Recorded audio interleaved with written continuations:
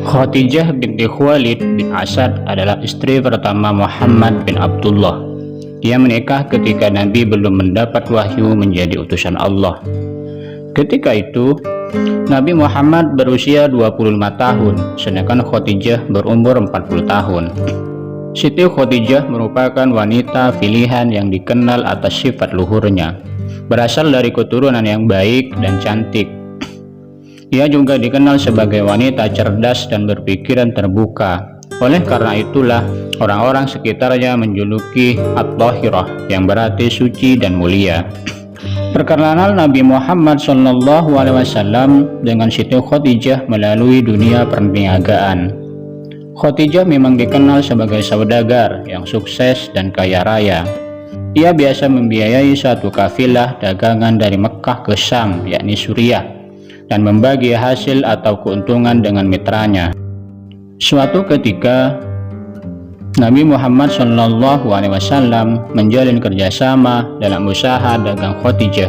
Sosok berjulukan Al-Amin, yakni Rasulullah, itu membawa dagangan Siti Khadijah ke Jursi, yakni suatu daerah dekat Khamsi Masjid. Begitu pula dengan wilayah-wilayah lain di luar Mekkah. Dalam menjalankan bisnisnya, Muhammad SAW ditemani oleh Maisyarah, yakni seorang budak milik Khadijah. Maisyarah selalu takjub sebab perniagaan yang dijalankan Nabi Muhammad SAW selalu mendapatkan untung yang besar. Setelah kembali dari perjalanan perdagangan tersebut, Maisyarah pun menuturkan kesaksiannya mengenai Muhammad SAW kepada majikannya, yakni Siti Khadijah. Siti Khadijah sangat terkesan. Ia merasa semua perilaku akhlak Muhammad SAW tidak hanya hebat sebagai seorang mitra dagang, tetapi bahkan sebagai pribadi manusia. Alhasil, Khadijah kian merasa tertarik pada beliau. Setelah tiba saatnya, Siti Khadijah pun melamar Muhammad SAW. Dalam hal ini, perempuan itu mengutus seorang sahabatnya, yakni Nafisah binti Umayyah, yang juga masih berkerabat dengan Nabi Muhammad SAW. Nabi Muhammad pun menerima tawaran Nafisah untuk menikahi Khadijah. Rencana pernikahannya pun dimatangkan. Nabi Muhammad SAW kemudian menyampaikan kabar gembira ini kepada paman-pamannya. Salah seorang paman beliau, yaitu Hamzah bin Abdul Muthalib, lantas mendatangi rumah Khuwailid bin Asad bersama Muhammad SAW untuk melamar Siti Khadijah.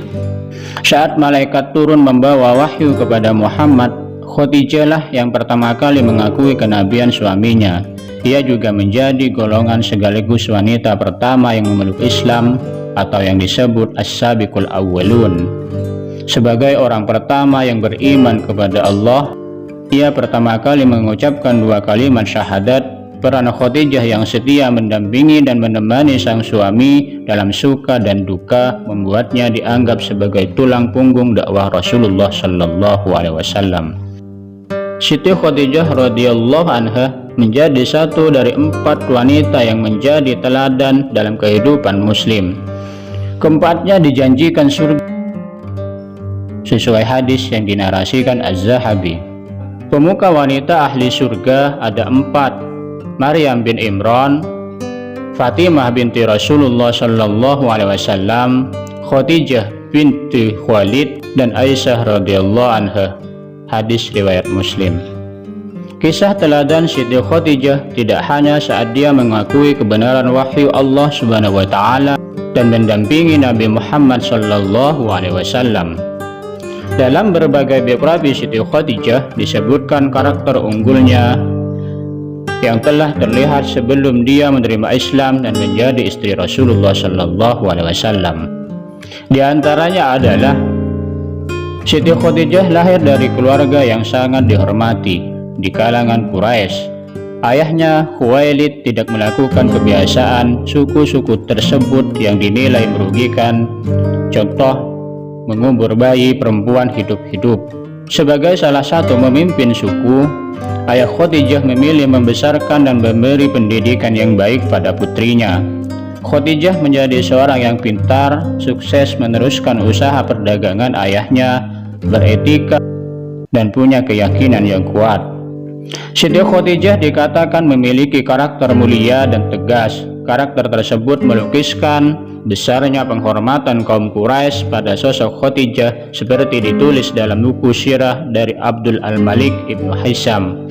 Keunggulan karakter menjadikan kaum Quraisy memberikan julukan At-Tahirah atau yang suci pada sosok Khadijah. Tak heran jika Khadijah diinginkan banyak pemuka Quraisy menjadi istri dari putranya. Siti Khadijah diceritakan tidak ikut menyembah berhala suku Quraisy. Hal ini terungkap saat Khadijah menghadiri festival yang diadakan Quraisy di sekitar Ka'bah. Peserta acara yang kebanyakan perempuan menyembah berhala Hubal yang dianggap dewa ramalan. Walau ikut dalam festival, Siti Khadijah tidak ikut menyembah Hubal meski datang ke festival.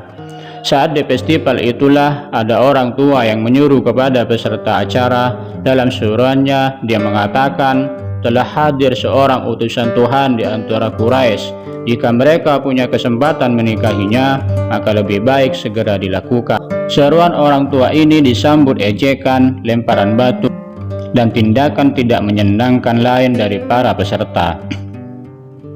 Siti Khadijah tidak ikut melakukan hal kurang menyenangkan pada orang tua di festival tersebut. Dia justru terlihat tenang, bijak, dan mempertimbangkan tiap kata dari orang tua Yahudi yang identitasnya tidak dijelaskan detail tersebut. Momen ini seolah menandai takdir Khadijah selanjutnya menjadi yang pertama meyakini kebenaran wahyu Allah Subhanahu wa Ta'ala dan memeluk agama Islam. Ketika peristiwa ini terjadi, Khadijah telah menjadi pedagang sukses yang kaya dan rendah hati. Dia juga dermawan terhadap hartanya pada orang lain yang membutuhkan. Sosoknya menjadi inspirasi di kalangan Quraisy untuk memiliki karakter jujur, bijak, dan pekerja keras. Jika umumnya laki-laki melamar perempuan, maka Khadijah menempuh cara sebaliknya.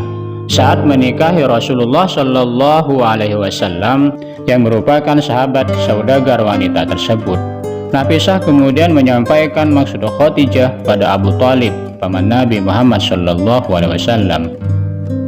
Khadijah melamar Nabi Muhammad Shallallahu Alaihi Wasallam melalui orang ketiga, yakni Nafisah. Peran orang ketiga diperlukan karena tradisi Quraisy tidak mengenal perempuan melamar laki-laki. Selain itu, Khadijah sempat tidak pede meski kaya dan berasal dari keluarga ternama. Ketidakpedean terjadi karena perbedaan usia yang besar.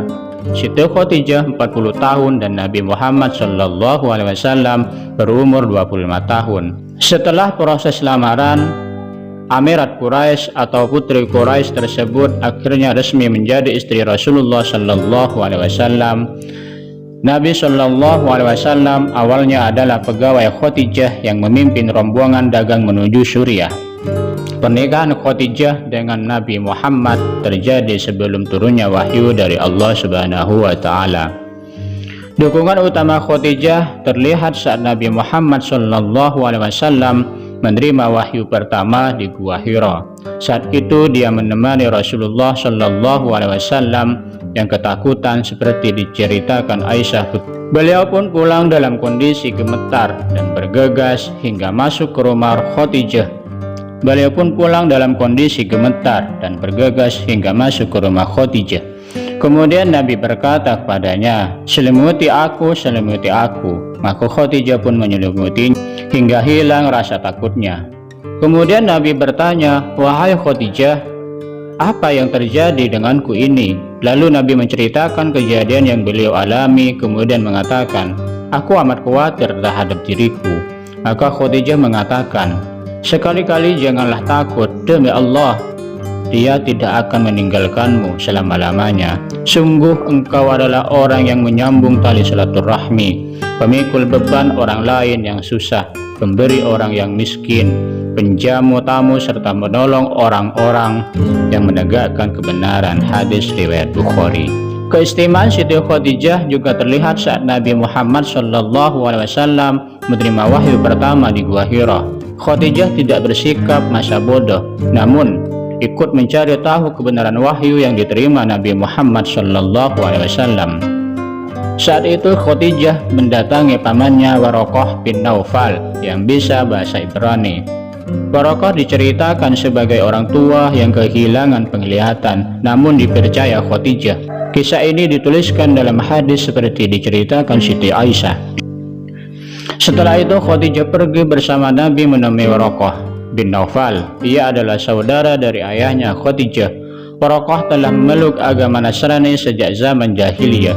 Ia pandai menulis Alkitab dalam bahasa Arab, maka disalinnya kitab Injil dalam bahasa Arab seberapa yang dikehendaki Allah untuk dapat ditulis. Namun usianya ketika itu lebih lanjut dan matanya telah buta. Khadijah berkata kepada Waraqah, "Wahai paman, dengarkan kabar dari anak saudaramu ini." Waraqah berkata, "Wahai anak saudaraku, apa yang terjadi atas dirimu?" Rasulullah SAW menceritakan kepadanya semua peristiwa yang telah dialaminya. Waraqah berkata, "Jibril. Ini adalah nama yang pernah diutus Allah kepada Nabi Musa. Duhai, semoga saya masih hidup ketika kamu diusir oleh kaummu." Nabi bertanya, "Apakah mereka akan mengusirku?" Waraqah menjawab, "Ya, betul. Tidak ada seorang pun yang diberi wahyu seperti engkau kecuali pasti dimusuhi orang. Jika aku masih mendapati hari itu, niscaya aku akan menolongmu sekuat-kuatnya." Tidak berapa lama kemudian Waraqah meninggal dunia. Hadis riwayat Bukhari. Dalam kitab Al-Busra dari Syed Muhammad bin Alwi Al-Maliki Al-Hasani, Khadijah diceritakan menggunakan seluruh hartanya untuk penyebaran Islam. Khadijah yang awalnya kaya jatuh miskin hingga tak punya kain kafan untuk membungkus mayatnya jika meninggal. Saat itu Khadijah dikisahkan meminta surban yang biasa digunakan Nabi Muhammad SAW untuk menerima wahyu sebagai kafan. Namun sorban tersebut urung digunakan karena Khadijah menerima sorban yang dikirim malaikat Jibril. Kelak ada 5 orang yang menggunakan kain kafan istimewa tersebut, yaitu Siti Khadijah, Nabi Muhammad SAW, Siti Fatimah, Ali bin Abi Thalib, dan Hasan cucu Rasulullah SAW. Kisah sedih pasangan Rasulullah dan Siti Khadijah terangkum dalam Amul Husni, yaitu tahun kesedihan. Pada kehidupan Rasulullah SAW, saat itu Rasulullah SAW kehilangan pamannya Abu Thalib dan Khadijah. Karena menghadap Allah Subhanahu wa Ta'ala, keduanya adalah pendukung utama Nabi Muhammad SAW saat pertama kali menerima wahyu dari Allah hingga berpulang ke rahmatullah. Khadijah yang lahir sebelum tahun Masehi berpulang pada 11 Ramadan tahun ketiga sebelum hijrah. Menjelang wafatnya, Khadijah kembali menegaskan kesetiaan pada Rasulullah SAW dan kebenaran atas wahyu Allah Subhanahu wa Ta'ala. Khadijah dikisahkan meninggal di pangkuan Rasulullah SAW. Pasangan Khadijah dan Rasulullah SAW diceritakan memiliki 2 anak laki-laki dan 4 anak perempuan. Namun Qasim dan Abdullah meninggal saat masih berusia anak-anak. Selanjutnya pasangan tersebut tak lagi dikarunia anak laki-laki. Sementara anak perempuan Khadijah dan Rasulullah tumbuh dewasa dalam penyebaran Islam dan menjadi contoh untuk para muslim, yakni mereka Zainab, Fatimah, Ruqayyah, dan Ummul